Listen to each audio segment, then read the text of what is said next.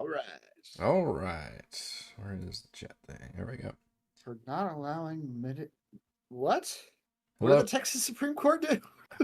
Probably something stupid. It's never So it's never good when probably. somebody invokes Yeah. the Supreme Court.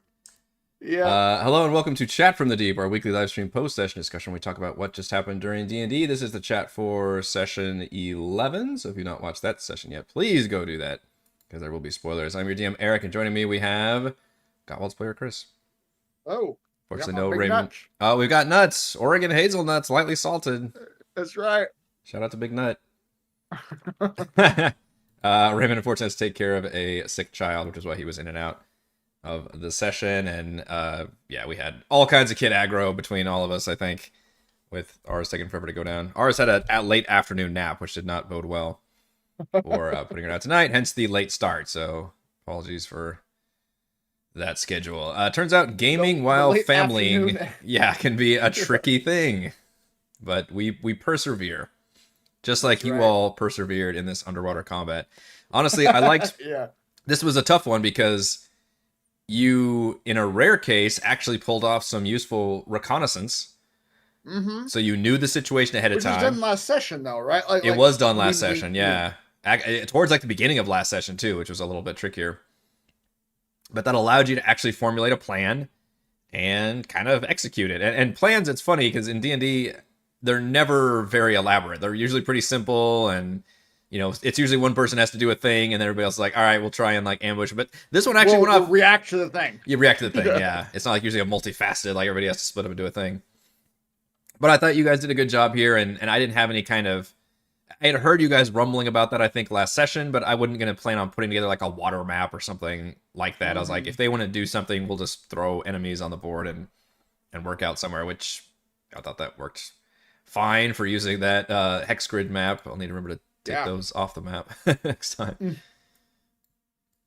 But yeah, you guys were able to draw away a good chunk of the defenders. Now, obviously, I knew ahead of time this week that Reese was not going to be able to be here, so I could adjust the combat encounters, like basically reduce the numbers that were here initially.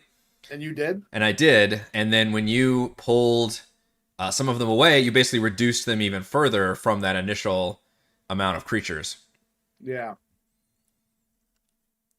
So yeah, I thought you basically split the that initial fight off. Counter into two. Yeah. Which I feel like is I think that worked really well for us, because like it's always the danger when just D&D in general, but just action economy and all that, like getting overwhelmed with the lots of enemies. Yeah, I feel like us doing what the DM tries to do because yeah. Well, the big thing, underwater combat, right? You guys knew that was going to be a tricky situation for everybody, and so like, hey, let's try and pull some out of that situation. Which you saw Mac was just downing them left and right, like with the arrows, like no problem, and minimal danger to yourself with the heroics. So I thought that was cool and allowed some cool show off moments. So I had no problem with that. I do find this combat or this concept interesting because it is one of those where like it is kind of one of those situations where you as a DM went like, okay, here's the problem, figure it out. Like the dungeon's underwater. What do you do? Like I'm not. But on the other hand, I do feel like maybe not even this session, maybe not even this dungeon, but you had given us up to this point a number of tools that we ended up using or could use. Like we bought a couple potions of water breathing in town. We just found those potions that we drank this session. The Mariner's armor, which I donned, which I really needed to pull off what we tried to pull off.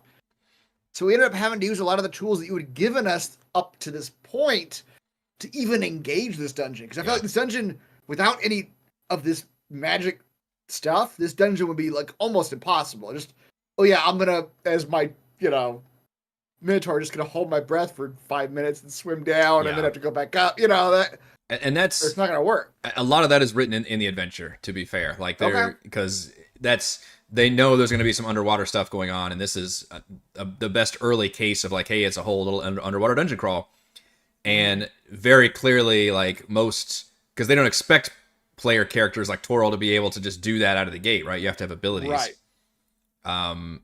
And so there were opportunities to get some of those items throughout. Now it happened to work out that like Sinister Secret of Saltmarsh, I think already had Mariner's armor there, so it's like, oh, this will be good to make. I basically been making sure that there's enough things so everybody's got a method. And then at the very last minute, I was like, all right, let's create these.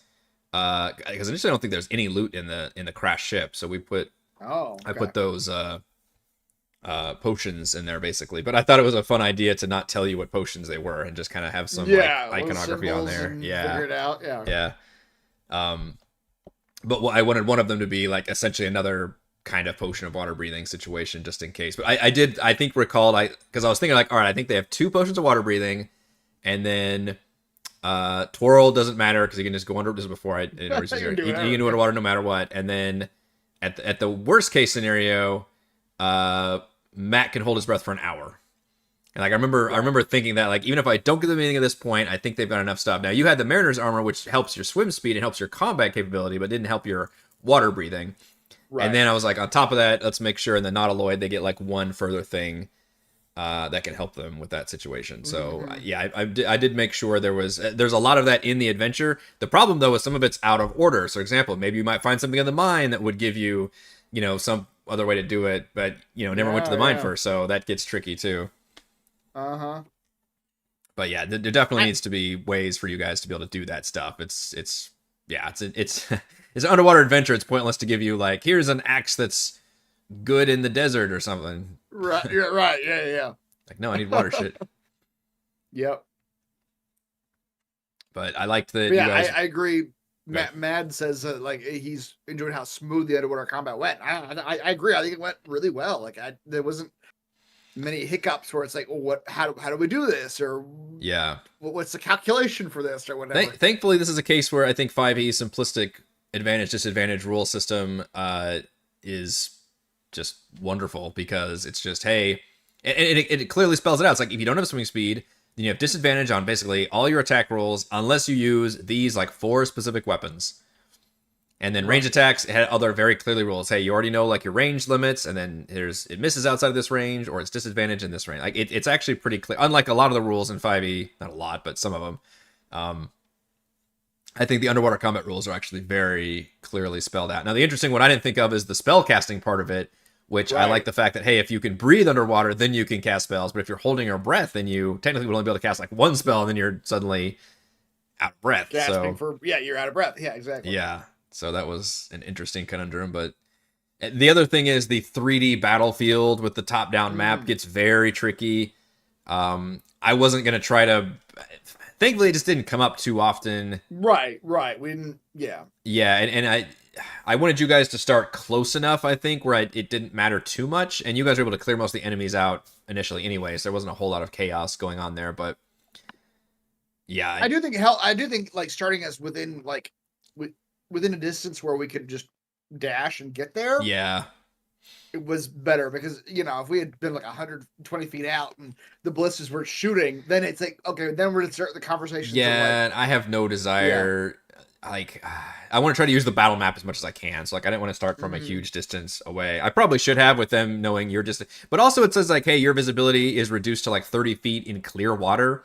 So I'm like, well, it's not like the Swagan have magical vision that they can see further. So it's just, water, it's hard to see far. So I figure, that's just the case. You would have to get within a certain amount of distance to be able to see each other. There's no like long range sight, in the saltwater ocean. Anybody who's been to the fucking ocean and goes down and be like, yeah, I can't. I mean, I guess unless it's like just beautiful, clear waters, but I guess but you could. That, I don't know what the visibility is in like even the clearest water. Yeah. Like how far do you see? And you guys are like, what did I say, 70 feet down, or this boat top was 70 feet down, so water gets a little bit trickier there. Now, what I did have is a group stealth check to see if you would get a surprise, if at least those two would get a surprise round, or 3, I guess, with Cheese.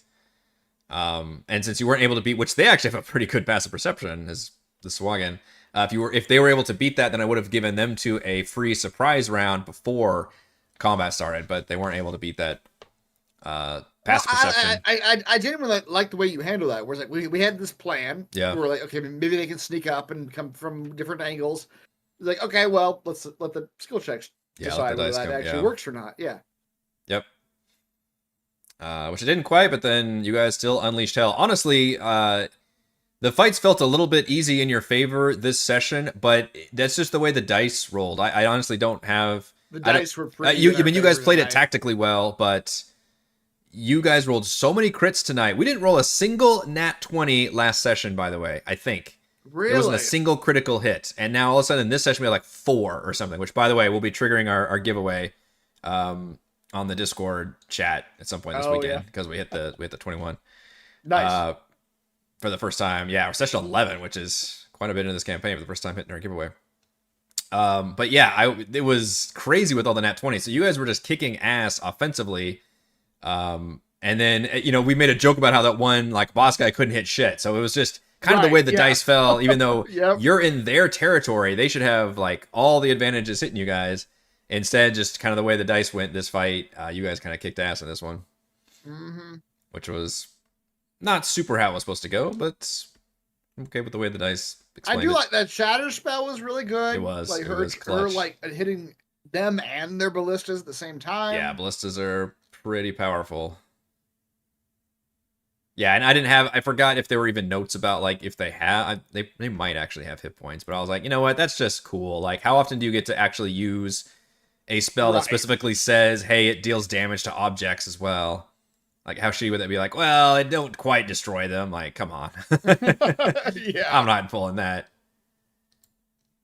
Yeah, it doesn't. And also, you were describing them as like being like underwater and like damaged and barely like together. So even if they maybe because I know like I don't remember about like those kinds of things. I remember like gates had like HP, or whatever. Yeah. If you were to try to like hit them with force damage or whatever, but yeah, stuff does have hit. Now I'm looking at it. The ballistas do have hit points, but you're right. These were like heavily damaged, like submersed, like ancient ballistas that were somehow. It says they're fully functional according to the adventure, which I guess the Swagan repaired them. I don't know, but I would just, I would say that they were just super damaged and ready to fall apart for the.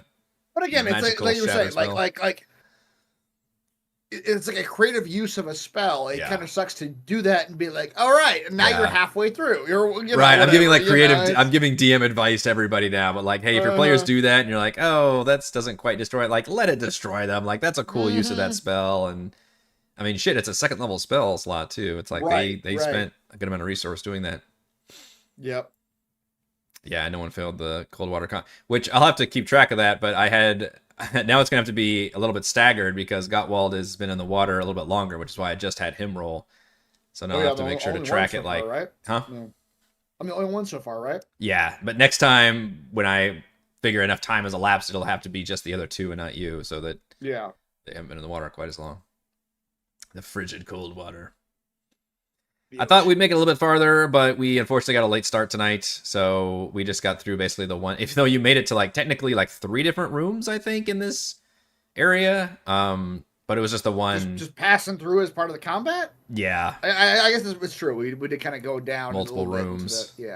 Yeah, but it was just that one. I mean, that one combat. It just took a while, right? Like we had a lot of prep talk. We had a plan to execute. Yeah, exactly. That's what I was going to say. Not only did we did that separated we also thing. Talked about it for a while. Yeah, you did, and executed like a plan to separate them. Like that was kind of a multi-step, and then you had another plan to go down there. It was a lot of planning and executing, which I enjoy. That's not something we do terribly often because we don't actually do reconnaissance and stealth stuff too often as a group. And I think this was an even more rare case where it actually executed all very well. Yep. I am hoping, I was hoping we can get through this area before our Christmas break. I am less confident now because we only just got here, and unfortunately it looks like we'll probably take the last 2 weeks off, so I think we'll probably only have next week before our break. Oh, yeah. So hopefully we can get in a lot in next week, and we'll see. Trying to see if we can finish this. Yeah, I may have to truncate things just because it would be great timing if we could do that versus like have like one little bit left or something stupid. Right. But that's the hardest thing to prep take for. 2 weeks off and then just that's a big chunk. Yep. But I think it would work for our schedule if we took the last 2 Fridays off. No breaks free. I know. We're always going to take 1 week off, but honestly, the last couple of years we've taken 2. I think it just works better for everybody's schedule. For Chris is traveling a lot. Like, yeah, I think it just, no matter what the days Yeah. fall on, it just seems like having 2 weeks Yeah. is better. So I think we'll just have the one session on the 15th. Holiday hiatus. Holiday hiatus. Yeah, 'tis the season. Unfortunately, I can't Mhm. really talk more about this dungeon because you guys just got in here, but I like the idea We of an haven't under. opened any. I don't think in all of our years of playing D&D have we done an underwater dungeon crawl. I mean, even in Starkey Center, there's one that's underwater, but it has like air areas, like the Storm Giants dungeon. Like that's underwater, and That's you could true. go underwater at various points. You guys That's true, did, which we did. but the bulk of the actual, dungeon like, is, like, rooms were all like caves and bubbles things, and yeah. caves, yeah. So no, we've never done like a fully just submerged. Well, dungeon no, in no, its entirety. we have. I was gonna say, Prince of the Apocalypse had to have had a water Hmm. fucking dungeon, right? I don't know. I don't remember. Oh my god, it's been so long. Somewhere where we're actually underwater the entire time. Yeah, I think so. I'd have to go back and see, but Yeah. spoilers for Princes. But there's the castle is the top level, the temple is the second level, and I think the water node is I think it's mostly underwater cave. You guys like rode in bubbles for like a good chunk of it, I think. God, it has been fucking so long. My memory of our campaigns is pretty good, but Really? this, This a doesn't lot, ring a a lot bell? of the Prince's stuff, because that was like our first one. That and was it a long, time yeah, because ago. yeah, it was technically first. You lost mine when into Princes, yeah. Yeah. Yeah. So no, I I'm- don't remember that. I do not remember an underwater dungeon. I'm trying to recall, but if there was a water dungeon, it would have been the goddamn Prince's elemental water evil one. elemental. yeah. But I remember there being like, yeah, it was more exotic and supernatural. Like you had like water bubbles you could breathe through and all this other stuff. This is just basically like a shipwreck, like Right, you just old gotta school figure it out. pulpy adventure. Yeah, you got to figure it out. There's shark folk around and sharks and shit. And you guys are obviously still only level. What level are you? Like to remind the DM that we are level 2. No, that's not right. You're level Not 4. quite. You're level 4. Anything else about session number 11? It's an interesting dungeon. I respected that you. yeah. I loved that you were like, "Hey, I've got this armor," because we had this conversation where back when you got it, you're like, "Oh, that's a big AC hit. I'm not gonna wear this." And I'm thinking, well, maybe if you had like an underwater thing, you're like, Yeah. And now, but I loved that like these sessions later, you're like, okay, shit, I know we've got an underwater like series of shit going on, so I am gonna actually choose to Yeah. take the AC hit, but give me the mobility I need, which is exact because Right. obviously as DM, I know you're gonna have underwater shit to do. So I'm glad that you were like you poo-pooed it initially, You're but now thinking you're of all like, the underwater things. Yeah. Like, okay, well, you could hear. You but you're gonna like the way you look. I guarantee it. Gottwald in his special speedos, which because of that I was able to hit you quite a bit, but you didn't have you weren't in disadvantage land.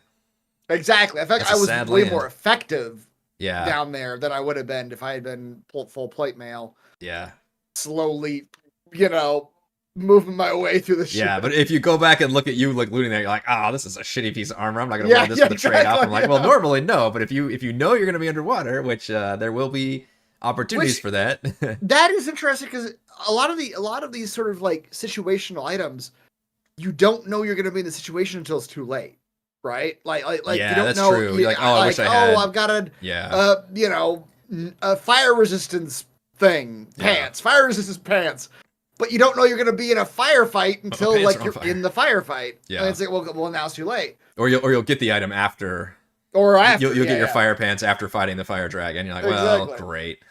This is one of the few situations where we literally had like a long rest. Where we're like, okay, we know what we're doing next Yeah, is going underwater. I gotta put on my underwater fighting outfit. I gotta put on my speedo. Yeah, hopefully that's a situation where like you would know for future endeavors. Also, like, okay, this location is literally under the water. I will have to Yes. put on my Yeah, water yeah. gear. Exactly. Yeah. But yeah, that's useful. Mm-hmm. All right, I think that will do it for this week's chat from the deep. Thank you, Chris. Thank you to all the fans for watching, and we will see you next week. See you next week.